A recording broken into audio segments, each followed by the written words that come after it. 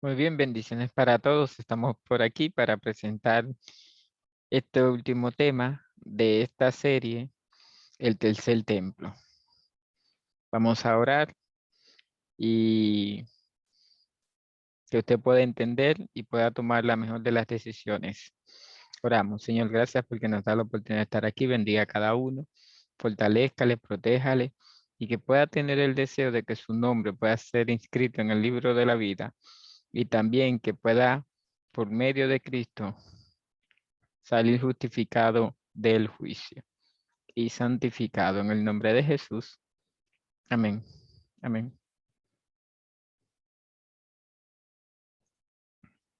Muy bien, como siempre, vamos a compartir ahí el tema en PowerPoint para que sea más didáctico.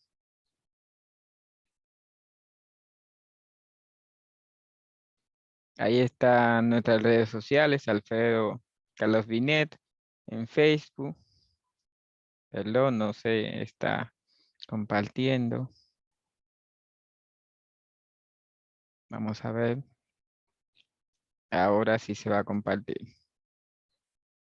Ahora sí. Ahora sí estamos compartiendo.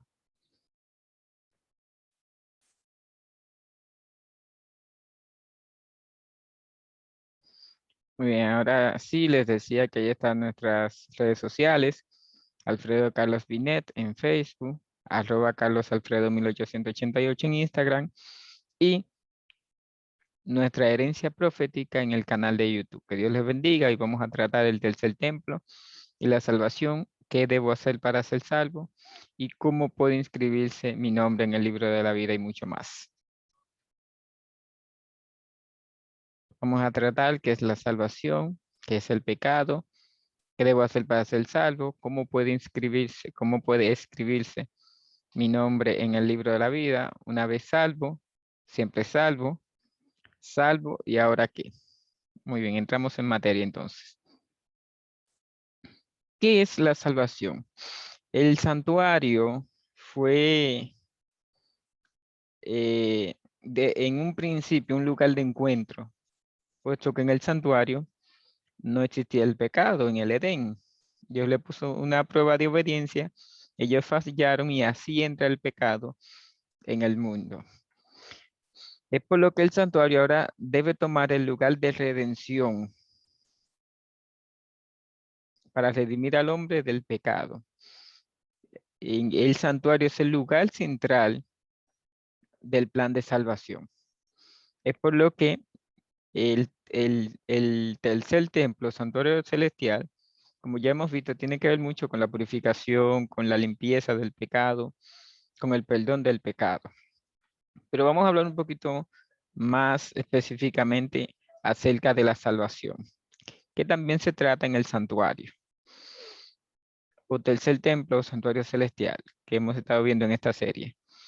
Muy bien, el libro de Mateo 1:21, el ángel le dice a María que se llamará por nombre Jesús. Ya vimos en la invitación a este tema el versículo en griego que lo subimos al Facebook. Usted puede ir al Facebook y verlo. Salvará, librará o sanará. La palabra griega es sosel o sosei, o algunos dicen sosé, y viene de la palabra soso, que es salvar, librar o sanar. También misericordia y otras definiciones más. Libro de Lucas, hablando acerca de esto, Lucas capítulo 2 dice, ha nacido en la ciudad de David un Salvador que es Cristo el Señor. Término que está ahí, soter,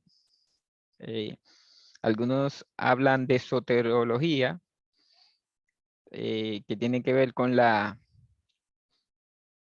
misión de Cristo. Esta carrera estudia la vida de Cristo, la misión de Cristo, en este caso salvar. Muy bien, significa libertador, salvador o sanador. Así que la salvación no es algo, sino que es alguien.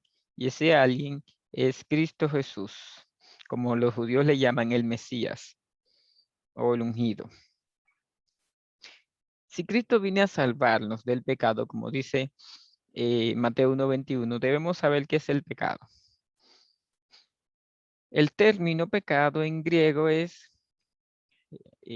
hamartión, o algunos dirán hamartión, que significa errar el blanco, que viene de una palabra hebrea en este caso. ¿Cuál es ese blanco? Cuando una persona peca, que no da en el blanco, ¿cuál es ese blanco? Que no cumple ese blanco, podríamos decir. Libro de 1 Juan 3:4 dice, todo aquel que comete pecado infringe también la ley, pues el pecado es transgresión de la ley o violación de la ley. Así que usted lo que hace es, cuando peca, que viola la ley, no cumple la ley, en este caso. También el libro de Hebreos 12:2 dice, puesto los ojos en Jesús, el autor y consumador de nuestra fe. Es decir, cuando usted quita los ojos de Jesús, entonces usted quita los ojos del blanco. Y hay una relación estrecha entre Jesús y la ley. Mateo 5, 17 y 18, Jesús dijo, no penséis que he venido para abrogar. No, he venido para cumplir. Porque hasta que pasen el cielo y la tierra, ni una jota ni una tilde pasará de la ley hasta que todas las cosas sean cumplidas. El mismo Cristo vino y cumplió la ley, los 10 mandamientos en este caso. Así que el pecado tiene que ver con quitar la vista de aquel que guardó los mandamientos, los 10 mandamientos. No se puede guardar la ley y quitar los ojos de Cristo, pero no se puede permanecer con los ojos en Cristo y violar la ley, porque ambos tienen una relación estrecha. El que guarda la ley tiene los ojos en Cristo. El que viola la ley ha quitado los ojos de Cristo. ¿Qué debo hacer para ser salvo entonces? Dice Marcos 16:16, el que cree y es bautizado será salvo, pero el que no cree será condenado. Dos cosas para la salvación. Creer, y eso se desarrollaba en el santuario, en la antigüedad, en la tienda de Moisés y en el templo de Salomón. Usted debía creer que cuando usted llevaba el cordero por fe, su pecado era perdonado y el sacerdote se lavaba, que era símbolo de usted también en ese sentido. Así que dos cosas debes hacer. Digo debes hacer porque ya yo la hice. Número 1, creer. Y número 2, ser bautizado. Bautizado aquí es bautizo y significa sumergido. O sea, el bautismo del cual habla la Biblia aquí, que Cristo se bautizó y que se bautizaron los apóstoles, es sumergido completamente, porque el bautismo en este caso representa la muerte al pecado y el nacimiento a una nueva vida, nuevos pensamientos, nuevos propósitos.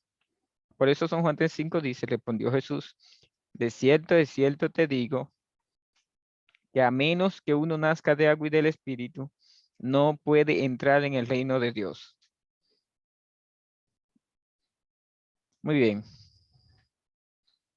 ¿Cómo puede escribirse entonces mi nombre en el libro de la vida? Vamos a leer estos textos y entonces vamos a entender algo. Hechos 2:38. Pero les dijo, arrepentíos y bautícese cada uno de y sea bautizado cada uno de vosotros en el nombre de Jesucristo para perdón de vuestros pecados y recibiréis el don del Espíritu Santo. Note, cuando usted se arrepiente y se bautiza, nuevamente arrepentimiento, que tiene que ver con creer, y se bautiza, entonces usted recibe el don del Espíritu Santo. Ahora, note, se da algo contrario. Éxodo 32:33. Jehová respondió a Moisés, al que ha pecado contra mí, a ese borraré de mi libro. Entonces podemos sacar dos ecuaciones de ahí. Pecado es igual a borrar del libro. o a no escribir en el libro. Mientras permaneces en pecado, tu nombre no está inscrito en el libro. O si te bautizaste y permaneces en el pecado, entonces tu nombre puede ser borrado del libro. Pero la otra ecuación entonces es perdón del pecado. Note, el que peca, borrar del libro. El perdón del pecado entonces anotado en el libro. Cuando te bautizas, cuando crees y te bautizas, entonces tu pecado es perdonado y entonces eres anotado en el libro de la vida, en este caso, que vimos en el otro tema sobre el juicio y los libros. Así que si quieres que tu nombre sea inscrito en el libro de la vida, tú debes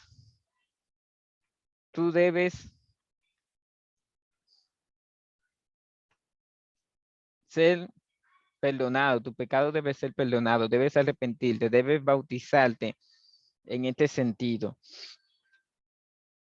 Dios quiere anotar tu nombre en el libro de la vida. Y eso dice que nosotros necesitamos buscar de nuestro Salvador en este sentido. Ahora, una vez salvo, siempre salvo. Se ha vendido esta teoría. No. Si crees y te bautizas, Marcos 16:16 dice el que creyere y fuere bautizado será salvo. Ahora, Mateo aclara un poquito más el concepto y dice, el que persevere hasta el fin, ese será salvo. O sea, creíste, te bautizaste, ahora necesitas perseverar en el evangelio. Si no perseveras en el evangelio, Hebreos 10:26, porque si pecamos voluntariamente después de haber recibido el conocimiento de la verdad, ya no queda más sacrificio por el pecado. Este término, porque si pecamos voluntariamente, es si continuamos pecando, o sea, si permanecemos en el pecado, si después de bautizarnos permanecemos en el pecado, ya no queda más sacrificio por el pecado y ahí sí tu nombre puede ser borrado del libro de la vida, en este sentido. Por eso Dios le dijo, al que peque contra mí, siempre y cuando no se arrepienta, claro, ¿verdad? No pida perdón, su nombre será borrado. 1 Juan 3:8, el que practica el pecado es del diablo. Tú puedes cometer un error, pedir perdón, pero la práctica del pecado, el continuar en el pecado de manera consistente, te hace identificarte con Satanás y entonces te identifica como Satanás, como un hijo de Satanás. Salvo, ¿y ahora qué? Nos bautizamos, nos arrepentimos. ¿Y ahora qué debo hacer? San Juan 14:15 dice, si me amas, guardas mis mandamientos. Y yo os rogaré al Padre, os dará otro consolador para que esté con vosotros para siempre, que es Cristo Jesús. Es decir, el hecho de que hayas creído y te hayas bautizado, no quita de que no guardes los mandamientos. Esto es una teoría que anda por ahí. No, al contrario, porque te arrepentiste y te bautizaste, es que obedeces. Tú no obedeces para salvarte. Tú obedeces porque eres salvo. Tú obedeces a tu papá, no es para ser hijo. Tú obedeces a tu papá porque ya eres hijo. Marcos 16:15. Y les dijo, id por todo el mundo y predicad el evangelio a toda criatura. Ya después de bautizarte, creer y perseverar en el evangelio, tienes una misión. ¿Cuál es la misión? Predicar el evangelio a tus conocidos, a tus amigos, a tus amistades, a tus hermanos, a tus compañeros de trabajo. Porque todo el que entra a la iglesia, entra con una responsabilidad, entra con el gozo de querer que otros se puedan salvar. Así que Dios te llama a predicar el evangelio, a dar tu testimonio. Quizás no sepas desarrollar un tema con todos los detalles, pero lo que Dios ha hecho en tu vida, tú puedes decirlo. Ya con el tiempo va a ir pasando y entonces vas a aprender más de la Biblia, vas a orar, vas a estudiar la Biblia y entonces vas a poder sí preparar un tema y entonces las personas van a tener más confianza en ti por el conocimiento y la vivencia de la palabra de Dios. ¿Qué más Dios pide de ti después que te cree y te bautiza? Aparte de obedecer, aparte de predicar el evangelio. Dice Gálatas 5:22. Pero el fruto del Espíritu es amor, gozo, paz, paciencia, benignidad, bondad y fe. Todo aquel que se bautiza de corazón, es decir, se arrepiente y se bautiza, en su corazón nace el fruto del Espíritu, que es el amor. Y del amor entonces van a proceder los más frutos: gozo, paz, paciencia, benignidad, bondad, fe. ¿Por qué? Porque eso mismo manifestó Jesús: gozo, paz, una paz que el mundo no da, como dijo Jesús, una paciencia que cuando lo estaban matando, pedía perdón por sus enemigos. Fe, confianza y seguridad en Dios. Hoy es necesario que podamos aferrarnos al trono de la gracia para hallar misericordia y hallar gracia para el oportuno socorro. Nuestro sumo sacerdote está en el lugar santísimo y todavía está ahí.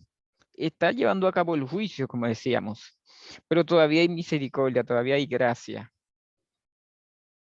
Pero recuerda que así como otros pasaron los límites y su juicio se realizó, hoy también tú puedes estar pasando el límite y tu juicio llegar. No es no es ese el deseo de Dios. El deseo de Dios es que tú puedas amarlo. Él te creó, te dio la vida, te sustenta para que hoy tú puedas ser librado del pecado.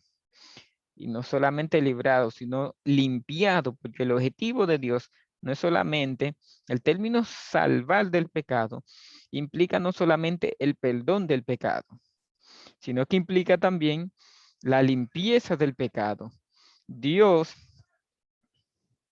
nos está preparando de tal manera que el pecado sea odioso para nosotros. Como se dice de Cristo en Hebreos 1:9, has amado la justicia y aborrecido la maldad. Ahí Dios quiere llevarnos a amar la justicia y aborrecer la maldad, aborrecer lo malo.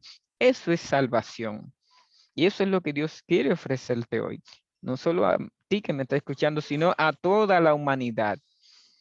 Que Dios te bendiga, que Dios te proteja. Recuerda seguirnos en las redes sociales.